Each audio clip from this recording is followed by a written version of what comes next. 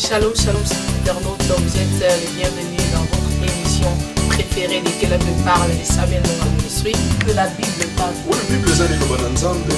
Yoki time ele koyoka koloba pona bantu ke ngana lobi ngana zo musi ko ezale na bafundi mate. Tamana tumone ki tant auto comme les attentes à retour à la parole. Je ne point honte de l'évangile car c'est une puissance qui sauve à quiconque croit. Voilà, joyeuses fêtes à tous. Nous sommes déjà vers la fin de notre 2015. Nous avons passé une très très bonne année avec Samuel Noah Ministry et avec tous les internautes, tous les partenaires de Samuel Noah Ministry et tous les frères et sœurs des églises Corps de Christ de la Hollande et pourquoi pas partout ailleurs.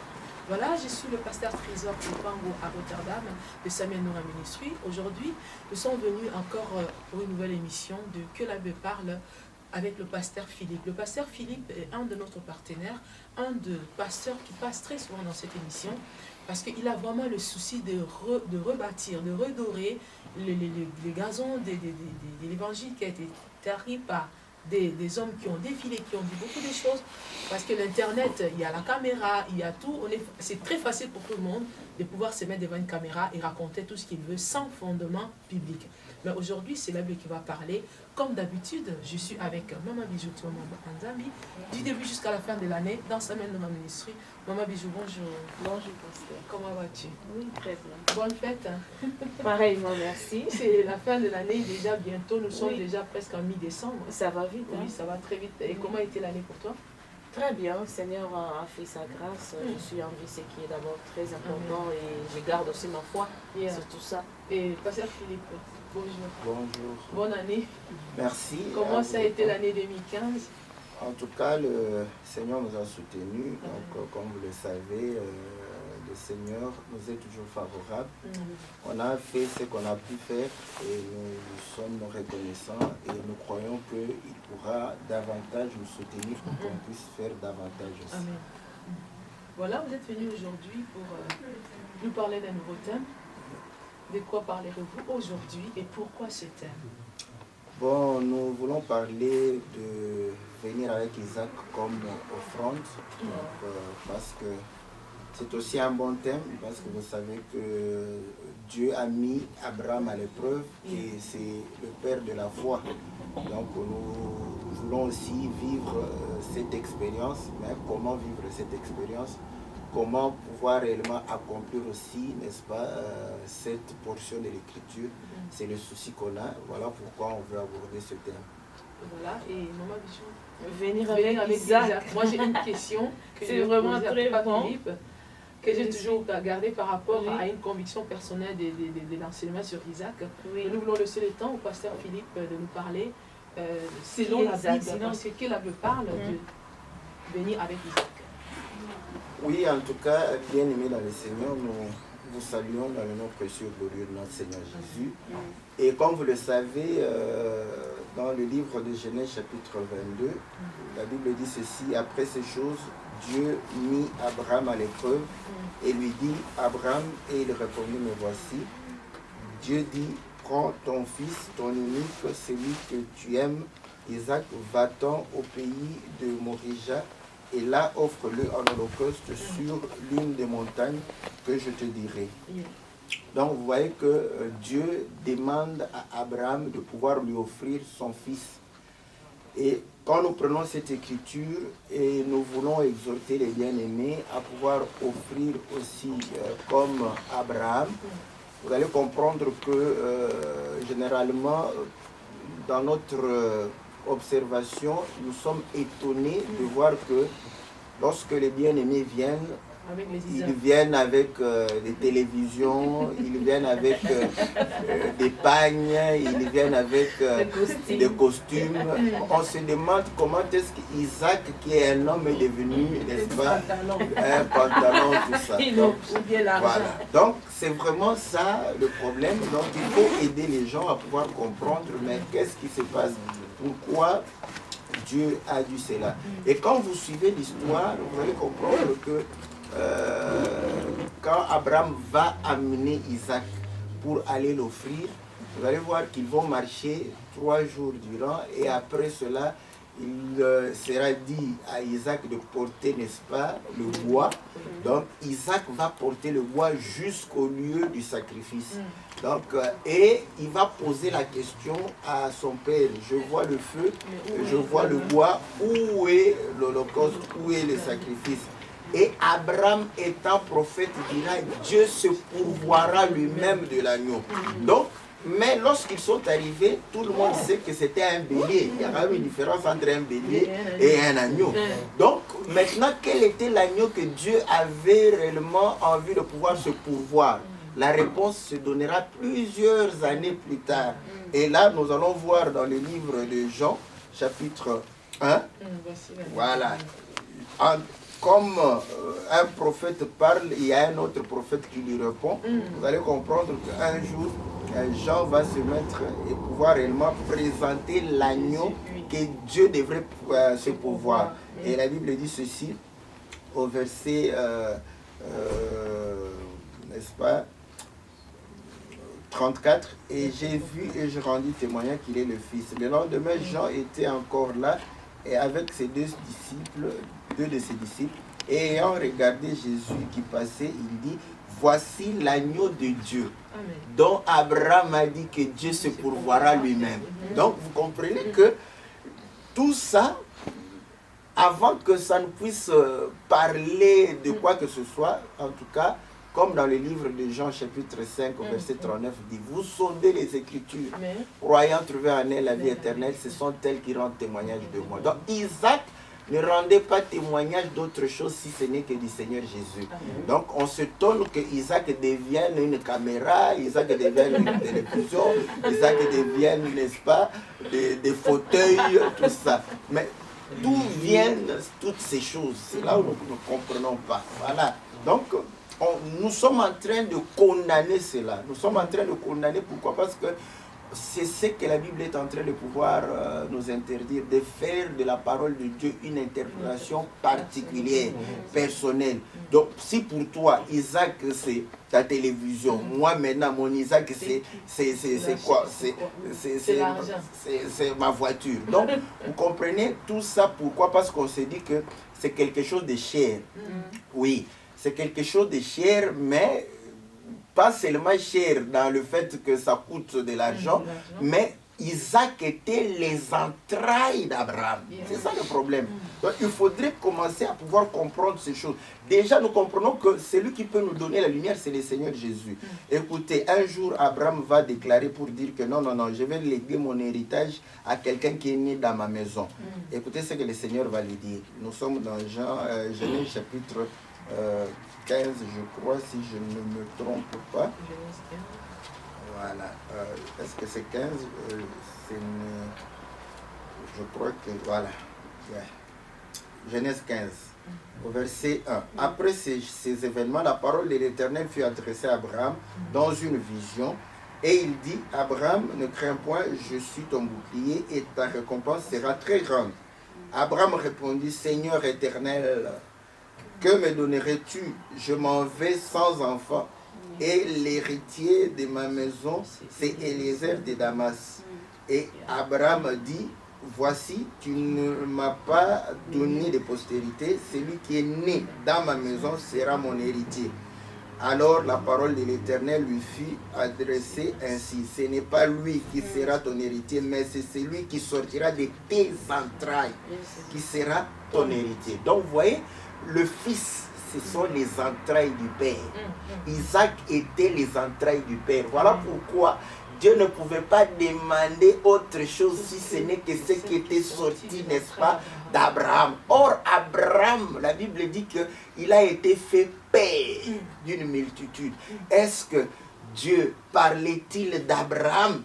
Est-ce que vous savez que celui qui est père, écoutez, j'aime ça, dans Jean chapitre 8, les pharisiens qui considéraient Abraham comme étant leur père. Lorsque le Seigneur va leur donner quelques exhortations, écoutez ce qu'ils vont dire. Nous lisons dans le livre de Jean chapitre 8 au verset,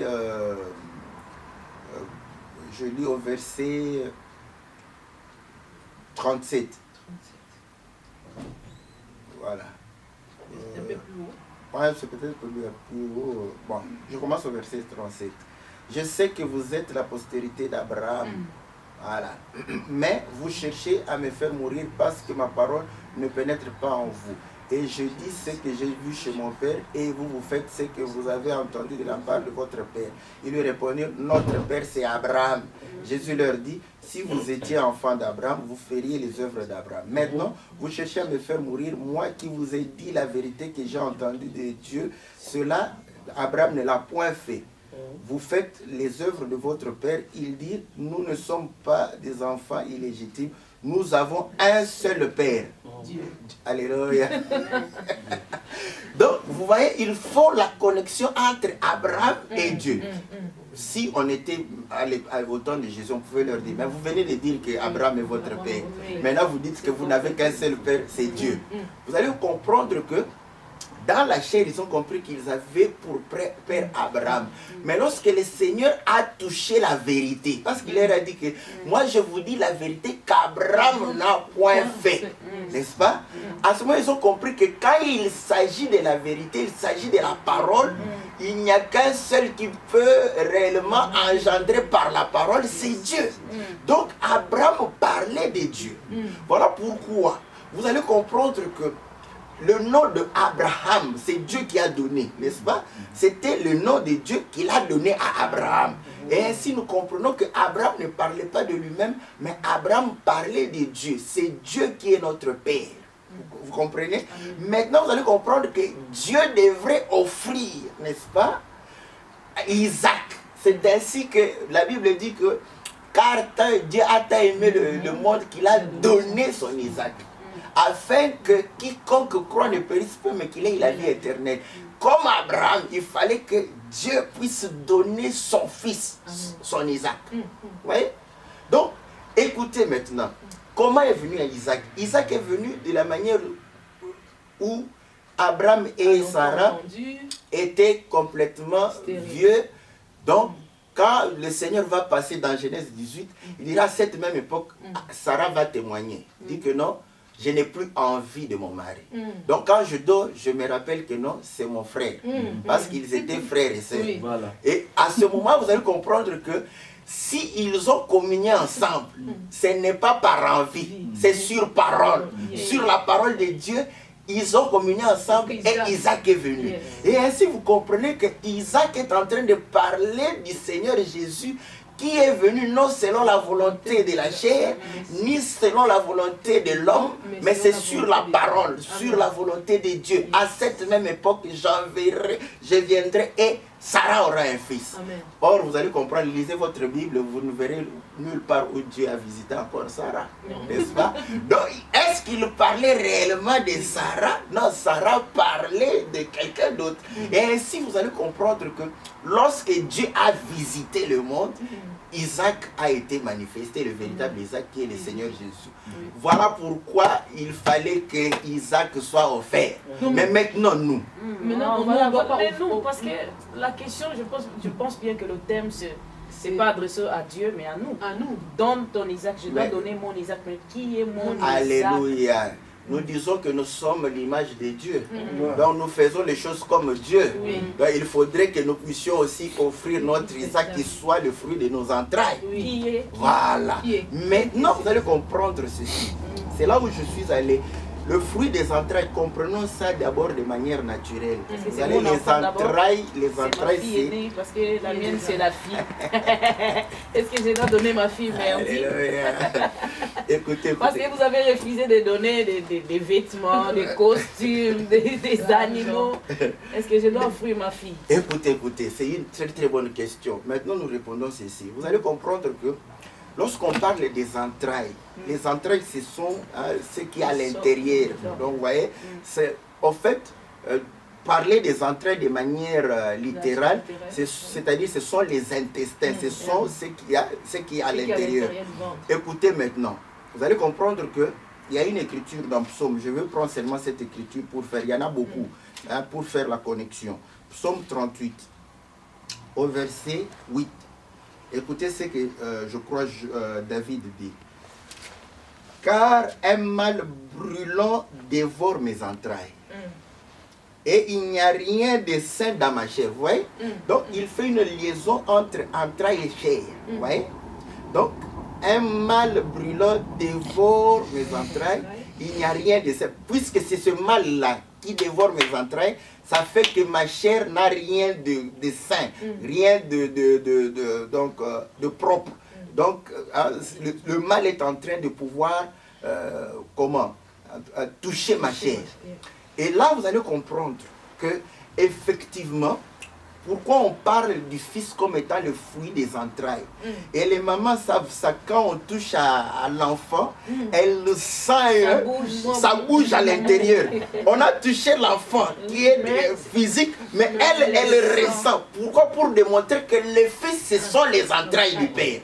Est-ce que vous comprenez? Amen. Le fils, c'est les entrailles du père. Or, les entrailles, on lit ça avec la chair. Les entrailles, c'est aussi le ventre.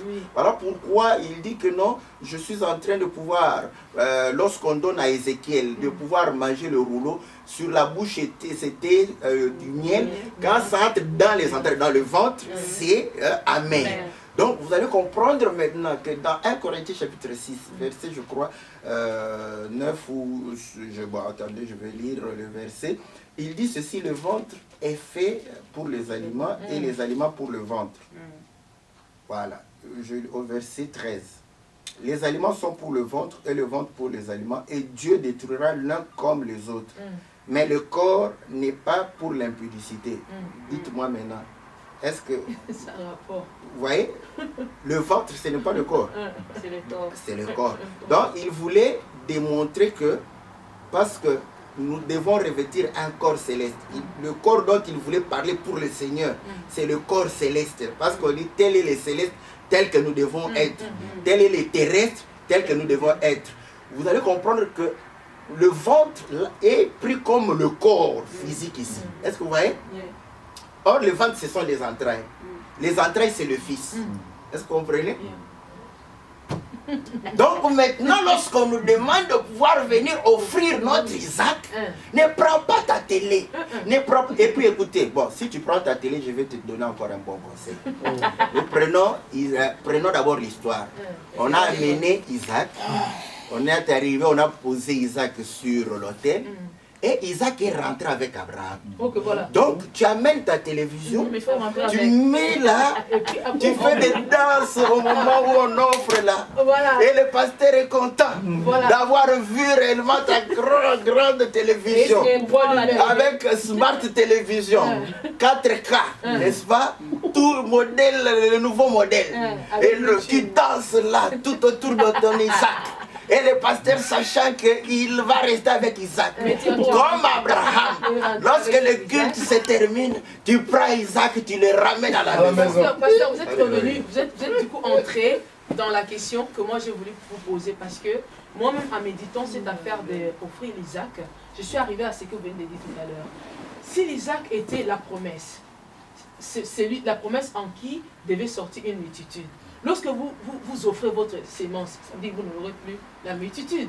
Donc en réalité, on ne sème pas l'Isaac, on doit s'aimer Ismaël.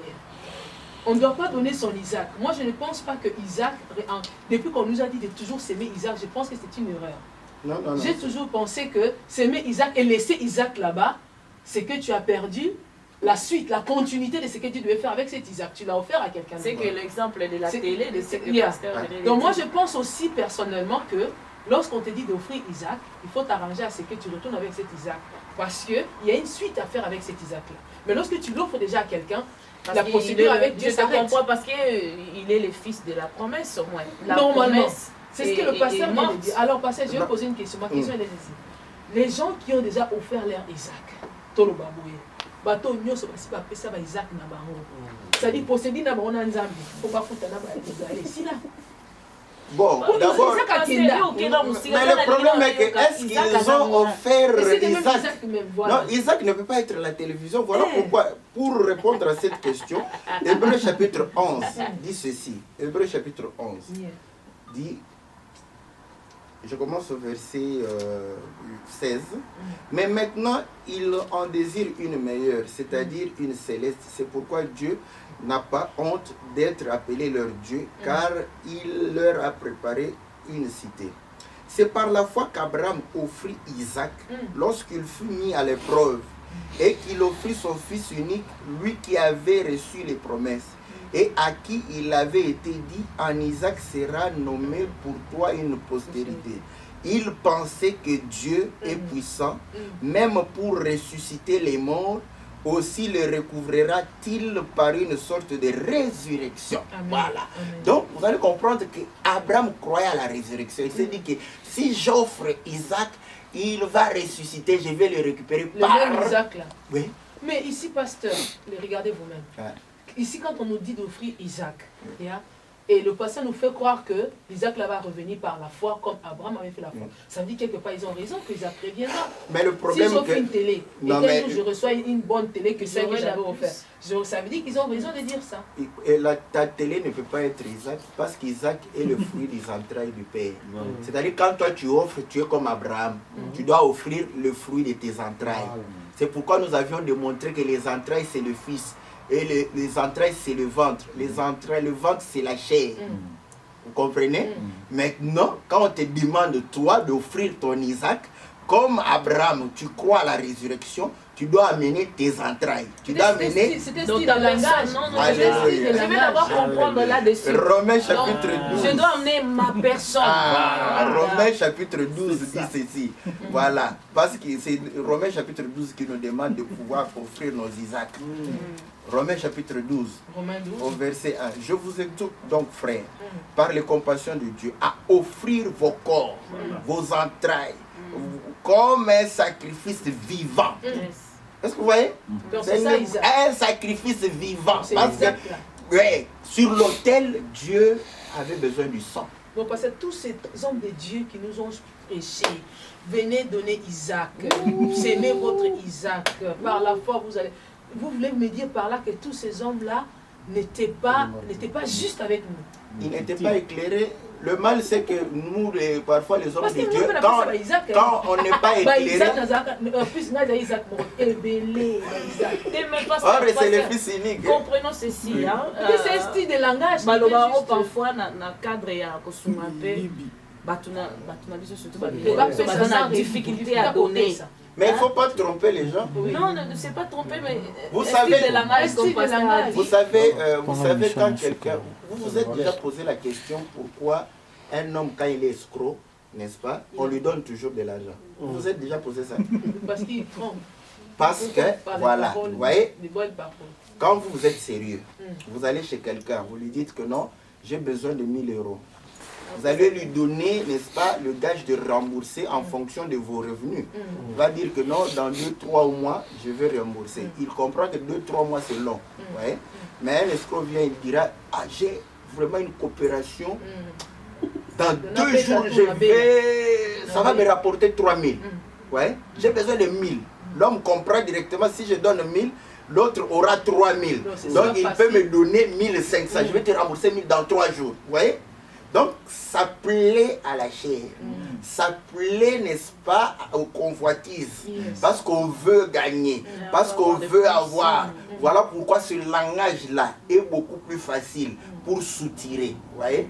Mais, comme nous le disons, on est en train de pouvoir réellement entretenir les convoitises, les passions de la chair, au lieu de pouvoir réellement permettre aux gens de chercher le royaume.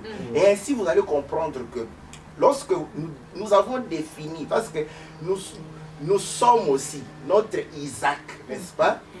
Nous devons l'offrir. Et ainsi, la Bible dit que quand vous offrez vos corps, écoutez, nous allons récupérer ça. N'est-ce pas? Romains chapitre 8. La Bible dit ceci. Romains chapitre 8. Je commence au verset 7. Car l'affection de la chair est inimitié contre Dieu, parce qu'elle ne se soumet pas à la loi de Dieu et qu'elle ne le peut même pas. Or, ceux qui vivent selon la chair ne sauraient plaire à Dieu. Pour vous, vous ne vivez pas selon la chair, mais selon l'esprit, si du moins l'esprit de Dieu habite en vous. Si quelqu'un n'a pas l'esprit de Christ, il ne lui appartient pas. Et si Christ est en vous, le corps il est vrai, est mort à cause du péché, mais l'esprit est vie à cause de la justice. Et si l'esprit de celui qui a ressuscité le véritable Isaac, Jésus, d'entre les morts habite en vous, celui qui a ressuscité Christ d'entre les morts rendra aussi la vie à vos corps mortels par son esprit qui habite en vous. Ainsi donc, frères, nous ne sommes moins redevables à la chair pour vivre selon la chair. Vous voyez, quand nous offrons nos corps comme Isaac, nous allons récupérer Isaac par la résurrection. Parce qu'à ce moment, le Saint-Esprit viendra ressusciter nos corps mortels, non pour que nous puissions vivre selon les convoitises de la chair, selon les passions de la chair, mais selon les désirs de l'esprit. Voilà un homme nouveau. Mais parce que comment faire pour expliquer alors tous ces gens-là qui ont du mal à donner au Seigneur? Parce que quand même, les gens ont du mal à donner parce qu'ils n'aiment pas le Seigneur. C'est mais ça comment le les aider alors? Mais il faut les aider.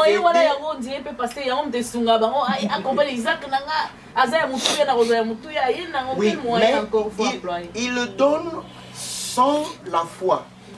Il donne par esprit de bindo, par esprit de loterie. Vous voyez, on fait de l'église le PMU. C'est-à-dire que voilà pourquoi les gens jouent à la loterie. Parce qu'ils savent qu'ils pourront gagner des millions. Vous voyez? Donc, est-ce que sommes-nous dans la loterie? Non. Il faut aimer Dieu. Celui qui aime Dieu. Voilà pourquoi quand tu offres ton corps, tu vas offrir toute ta vie. Tu vas offrir à Dieu tous tes biens. Comme David. David avait compris. Il a dit que je servirai l'Éternel avec tous mes biens. Il faudrait que les gens aiment Dieu. Quand tu aimes Dieu, tu donneras. Parce que c'est dans le système où on a payé l'église, au marché. Ah non, mais c'est que vous êtes en train de. Parce que c'est ça le modèle, oui. Mais surtout ça, on a du mal à avancer. Mais ici, c'est la Bible qui parle. Oui.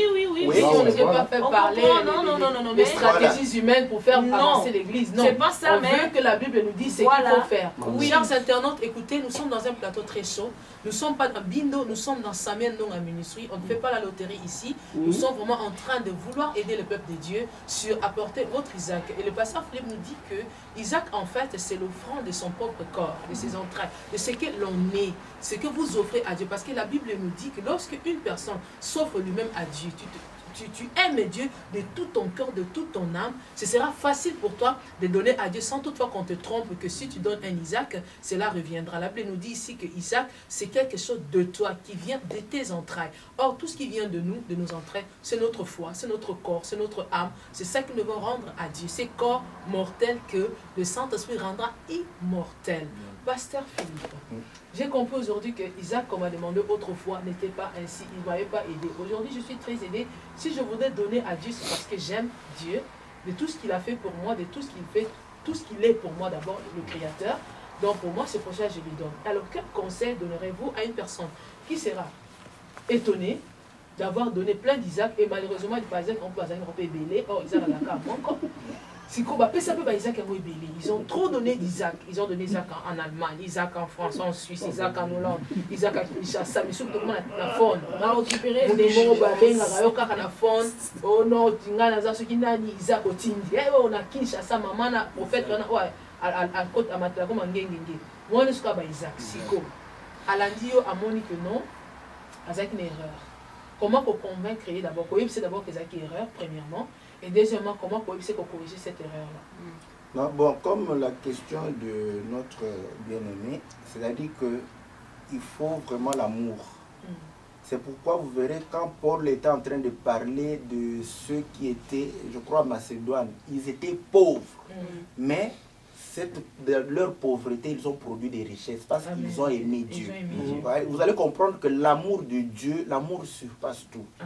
Le problème, c'est qu'on ne prêche pas les gens l'amour de Dieu. Mais on est en train de pouvoir insuffler aux gens l'amour de l'argent. Il faut que les gens aiment Dieu. Si vous aimez Dieu et que vous le servez, Dieu ne vous abandonnera jamais. Il vous donnera davantage pour que vous puissiez soutenir son peuple, soutenir ses enfants, soutenir son œuvre, soutenir ses serviteurs. Donc, voilà. Il n'y avait pas la lumière. Quand la lumière vient, je crois que nous devons recevoir la lumière pour être éclairés.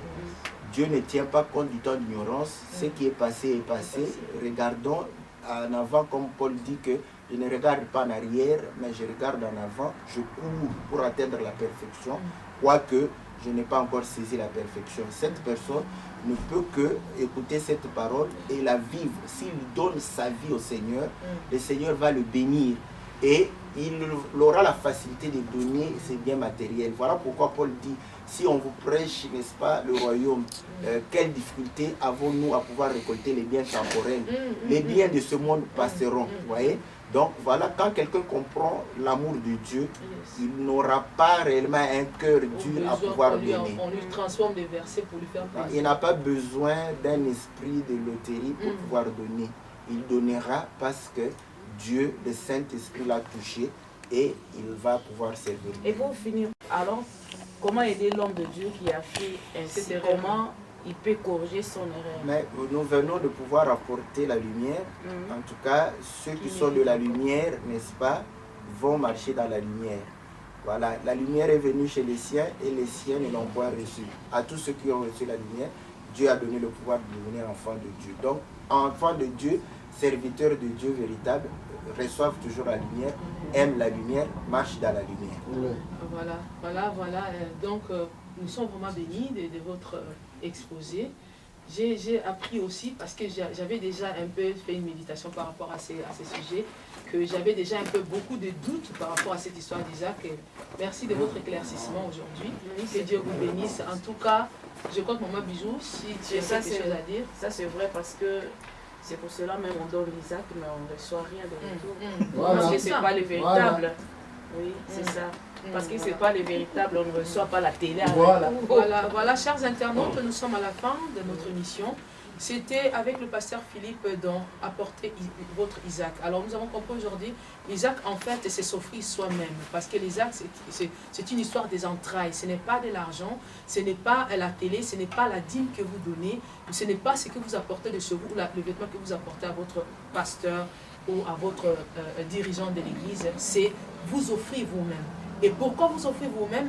Lorsque vous offrez vous-même, vous n'aurez pas de difficultés à donner à Dieu quoi que ce soit qui vous appartient, qui vous est cher. Parce que lorsqu'on aime Dieu, on donne tout son être, tout ce qu'on a. On n'a pas besoin de transformer un verset biblique pour vous faire croire que si tu donnes, tu vas récupérer en retour. Que Dieu vous bénisse. Nous avons été avec le pasteur Philippe. Je suis le pasteur Trésor de Samuel Noura Ministry, accompagné de Maman Bijou, Maman Nzambi. Heureux pour nous était de vous voir nombreux derrière vos écrans très prochainement et suivez-nous dans www.samuelnouraministry.com. À la prochaine et bonne fête à vous tous. Bonne fin d'année 2015. Au revoir. Au revoir.